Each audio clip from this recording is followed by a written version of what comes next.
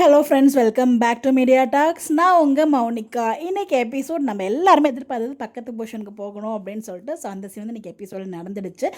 Previous video எல்லாமே பார்த்துட்டோம். எல்லாருமே கண்டிப்பாக ஹாப்பியாக இருப்பீங்கன்னு நினைக்கிறேன்.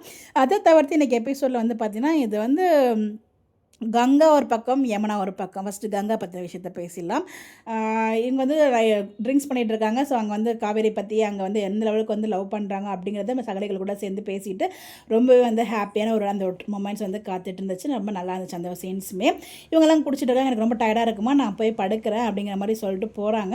விஜய் கிட்ட சொல்லிவிடுமா, அது மட்டும் இல்லாமல் தப்பாக எடுத்துக்காதம்மா அப்படிங்கிற மாதிரி சொல்லுவாங்க. நான் என்ன தப்பாக எடுத்துக்க போகிறேன் அப்படிங்கிற மாதிரி அவங்களுமே வந்து சொல்கிறாங்க.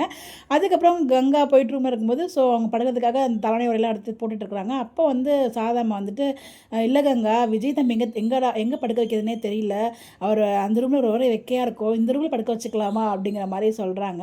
ஃபஸ்ட்டு அவங்க வந்து மூஞ்சி டக்குன்னு மாறிடுச்சு. அதுக்கப்புறம் வந்து பார்த்தீங்கன்னா அவங்க அம்மா சொன்னதுமே சரிம்மா நானே பெட்ஷீட்லாம் மாற்றிக்கிறேங்கிறதையும் சொல்லிடுறாங்க. மனசுக்குள்ளேயும் நினச்சிக்கிறாங்க. அப்போது விஜய்க்கு செய்கிறது பிரச்சனை கிடையாது, அப்போ ஏன் புருஷன் மட்டும் எனக்கு குறைவா அப்படிங்கிற மாதிரி அவங்களுக்குள்ள ஒரு மனசில் ஒரு தாட் வர ஆரம்பிச்சிடுச்சு.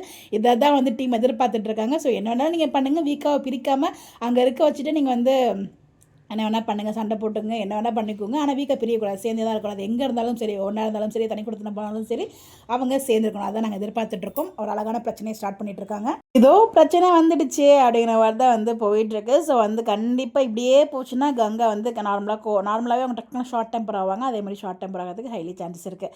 அது ஒரு பக்கம் இருக்குது. இங்கே வந்து பார்த்திங்கன்னா நம்ம யமுனா அப்படியே உட்காந்துருக்காங்க. போன வேகத்தில் படிக்கிறேனுங்கிறது சொல்லிட்டு போனது பொய்ன்னு நிவீனுக்கு தெரியும்.